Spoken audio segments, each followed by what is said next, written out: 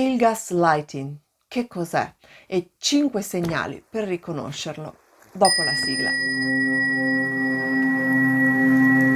Oh, Lady of Avalon.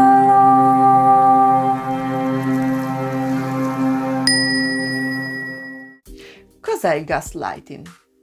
E quali possono essere 5 segnali per riconoscere che una persona lo sta mettendo in atto con noi? Sono Laura Ghianda, mi occupo di spiritualità radicata, teasofia, ovvero spiritualità della dea, e attivismo. Se vuoi saperne di più di questi temi ti invito a iscriverti al mio canale e attivare la campanellina, così ogni volta che pubblicherò un video ti verrà notificato.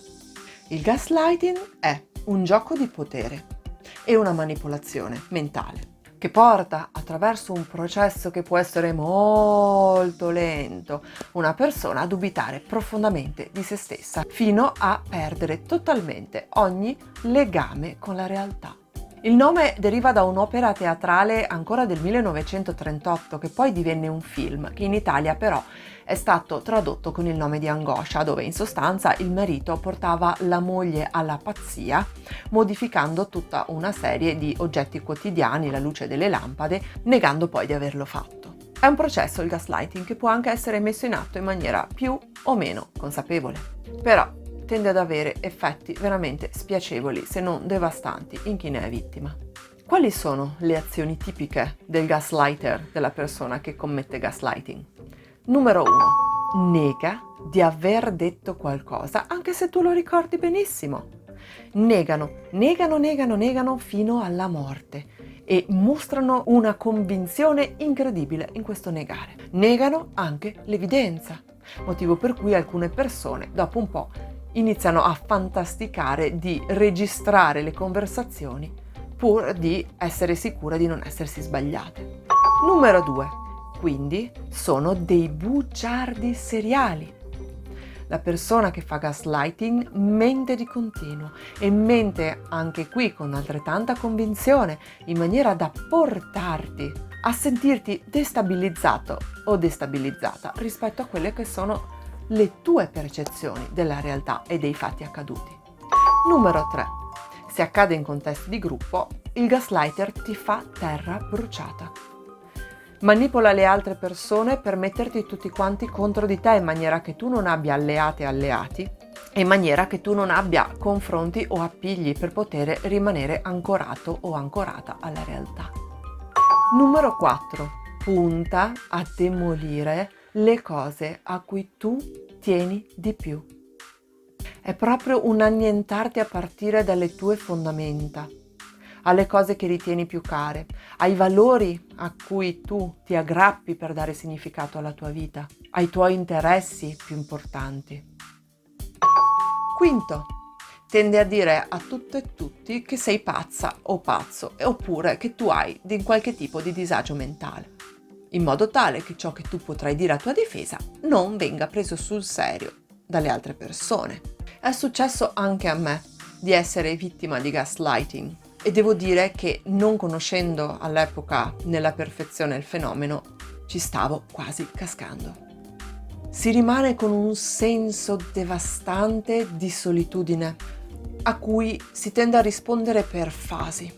La prima fase, soprattutto se hai un rapporto affettivo con le persone che fanno gaslighting, come quasi sempre è quella del tentativo di difenderti, di portare la tua realtà, di portare il tuo punto di vista, però è uno spazio che spesso non ti viene neanche lasciato. L'altra persona non è davvero interessata a sapere cosa tu vedi e cosa tu pensi, perché il suo gioco è ad andare a parare nella sua narrazione della realtà. E questo già dovrebbe essere un segnale che ci aiuta a capire quando poter instaurare una relazione con un'altra persona oppure quando tagliare la corda.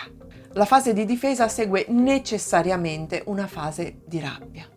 Nel momento in cui lo spazio non ti viene lasciato e si ha questa sensazione di essere costretti in una gabbia senza uscita, dove tutto ciò che ritenevamo vero e importante viene a mancare di senso, la rabbia diventa la risposta difensiva per cercare quei confini che ci stanno minando. Spesso però l'altra persona utilizza anche le nostre reazioni ancora di più per rinforzare la sua narrazione. Ed ecco qui allora che arriva la terza fase, la più devastante, la depressione e la rassegnazione con la perdita di contatto con la realtà. È molto difficile difendersi dal gaslighting e se si riconosce qualcuno di questi segnali è impossibile riallacciare una relazione sana perché non è nell'interesse della persona che sta utilizzando il gaslighting. Quindi c'è un'unica, vera, grossa difesa: tagliare la corda, allontanarsi dalla situazione.